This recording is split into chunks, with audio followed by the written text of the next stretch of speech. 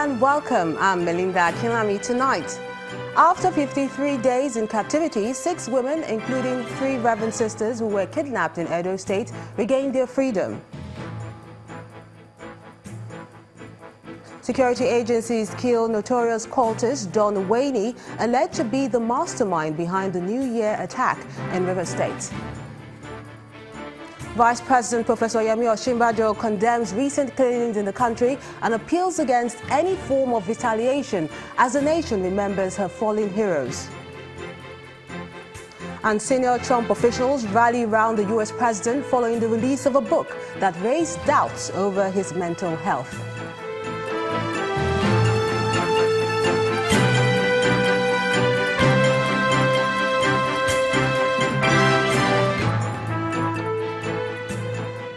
Begin tonight with security matters. 6 women, including 3 Reverend sisters, are now savoring their freedom after spending 53 days with kidnappers in Edo State. The women were kidnapped by gunmen on November the 14th, 2017 from a convent in Ovia Southwest local government area. While one of the women was released at about 6 p.m. yesterday, the other 5 regained their freedom this morning. The Commissioner of Police in Edo State, Johnson Kokumo, who confirmed their release to Channels Television, denied that any ransom was paid.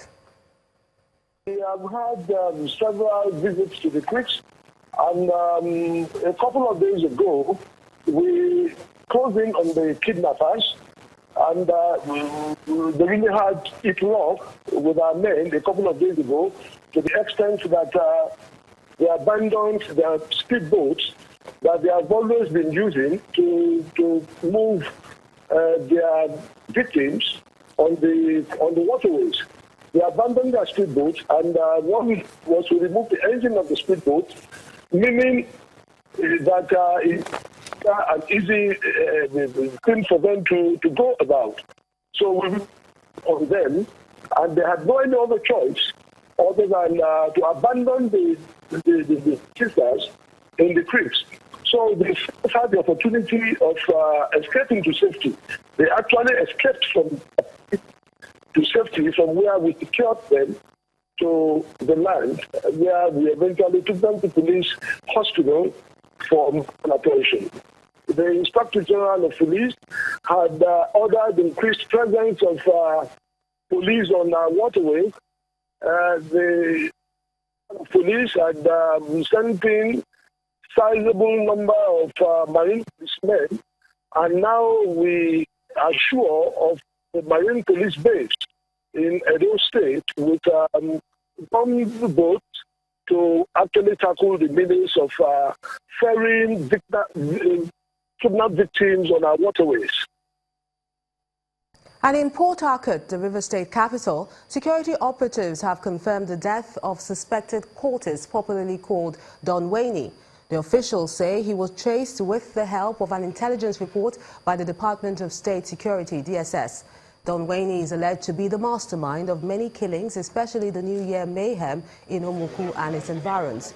The Nigerian Army Command in Port Harcourt told Channels Television that the corpses of the cultist and his cohorts have been handed over to the River State Police Command.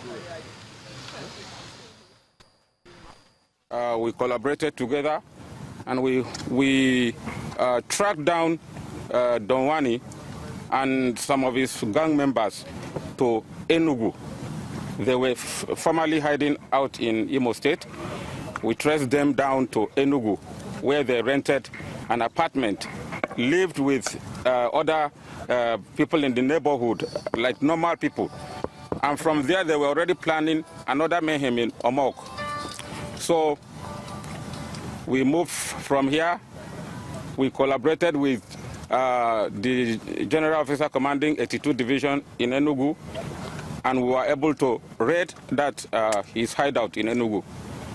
And in the process, he was running away, and our troops shot at them. And these are the criminals you can see. So this is exactly how we were able to achieve this feat. I want to mention the fact that Don Waney, of course, the leader of the criminal murderous gang, was the masterminder of that 1st January massacre in Omok. Still on security matters, the Vice President, Professor Yemi Osinbajo, has condemned the recent killings in Benue State and other parts of the country, while warning that no one should politicize the insurgency situation. He made this known at an interdenominational service to mark the 2018 Armed Forces Remembrance Day. Our correspondent, Gloria Almajiri, tells us more. Vice President Professor Yemi Osinbajo and his entourage walked into the church where the congregation gathered in a service to mark the 2018 Armed Forces Remembrance Day. A first scripture reading by the Chief of Naval Staff and a rendition by a combined military choir preceded the sermon.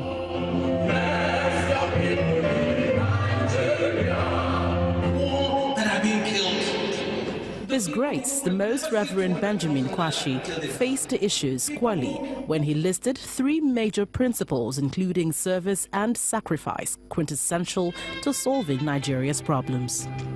You have no business or political office if you will not bring solutions to the problems of Nigeria. We are tired of problems. Additional problems is not what we need now. We want solutions. Why should people serve Nigeria in this kind of capacity, sacrificing their lives, and they have to survive by begging? I beg the National Assembly to please budget some money for the Legion. They need recovery. We should build quarters for them. We should care for them because they sacrificed for this country. Harping on the need to defend the unity of Nigeria instead of hate speeches, the Vice President, Professor Yemi Osinbajo, warned against fanning the embers of violence. We must recognize that as dangerous and as deadly, as heartless as this killing is also the danger of allowing politics to play a part and to sometimes, as they say, pour petrol into an already burning fire.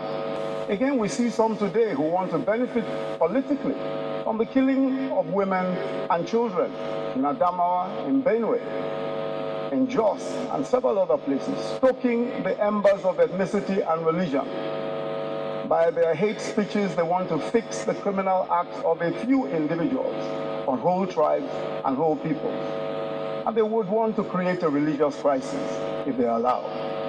Our obligation is to stop them from playing dangerous politics that could threaten our unity and stability. And it is to these poor and to the helpless that we have sworn that we will protect and that we will defend. Even for those who despitefully use us. It is the gospel of Jesus Christ that commands us to ensure that we do not repay evil, but that we repay evil with good. In the build-up to the January 15 celebration of the Armed Forces Remembrance Day, the interdenominational service rekindles at this time the need for more prayers towards the families of fallen heroes, veterans and those in the line of duty. Gloria Almajiri, Channels Television News. From security to education now, the increasing rate of out-of-school children in northern Nigeria is becoming a source of concern in several quarters. Now, many of those children are students of the Almajiri system of education, which is popular in the north. This special report takes a look at the consequences of this system of education and how it can be resolved.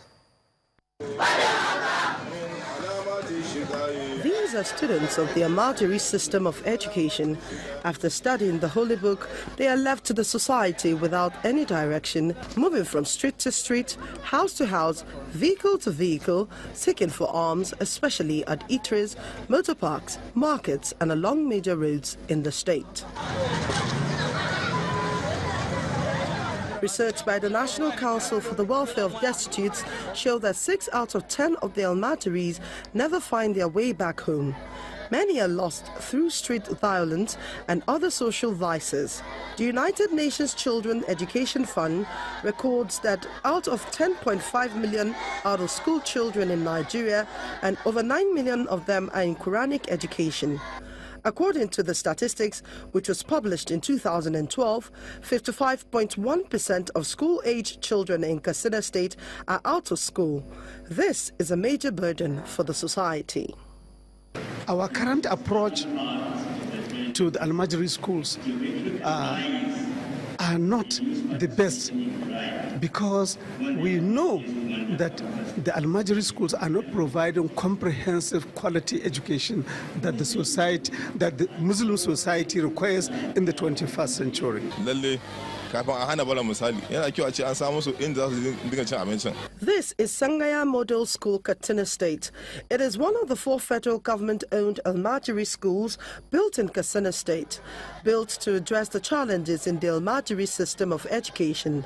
The school combines Western and Quranic studies in a single module. However, the schools have not lived up to the expectations, considering the increasing number of Almajiris still roaming the streets. All the state governments need to do is to liaise with the local government education authorities in areas that have high Muslim populations and designate some primary schools as Arabic medium primary schools. They are conventional schools, but with emphasis on Arabic. Parents who feel very strongly that they want to launch their children from the beginning on Islamic career, they should send them there, which let them learn about Islam, but also let them learn about Islam in the context of the 21st century. One of the issues to me is the issue of attitudinal change on the part of the parents, where we can see what we can do to further enlighten the parents to understand the responsibility vested on them by Allah subhanahu wa ta'ala, who gave them the children, to take care of them. On their part, the state government has adopted the school feeding program to reduce the number of out-of-school children in the state. Despite the suggestions made, it will be in the interest of the society that adequate steps are taken to ensure that the menace caused by these children does not snowball into a vicious circle for the society. And still talking education, the establishment of the Maritime University occurring in Koko Delta State is generating different views as the Ijaw and Ishekiri communities disagree over the name of the location of the institution.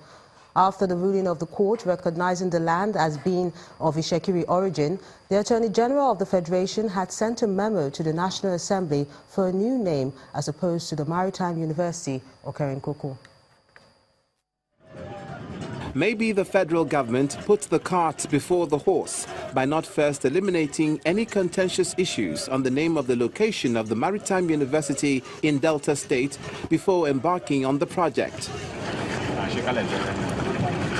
This is because the Ijaws and the Ishekiris disagree over the name from Maritime University, Okere Nkoro, to Maritime University, Okere Hiho, as advised by the Attorney General of the Federation in a memo to the National Assembly. This does not sit well with the Ijaw community. So we expected that if Malami is going to make a statement or is going to make a memo to the National Assembly on the Marine University location, it should have taken a tour to the riverine area, to the community, Kerenkogo, and also to do an investigation clearly before coming out to write a memo to the National Assembly. This memo is a memo that want to bring war into two communities or two brothers that have loved themselves in a decades of years. We all know the destruction that is being caused by the Sekiri and the Ijaw crisis in the Den parks, and we do not want that to repeat itself. For the Shekiris, they can tell that to the Marines. For them, the Attorney General should be commended for the action.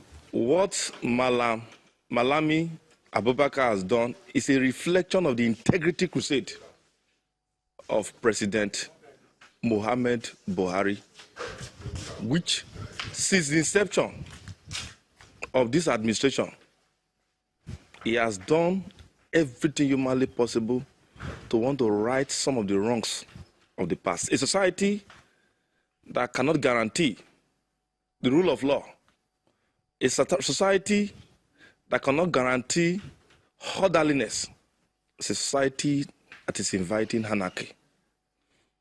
Hence, in our recent Congress, it will shock you, or it will both interest you and shock you, to hear from me that the Sheikh National Youth Council has dubbed.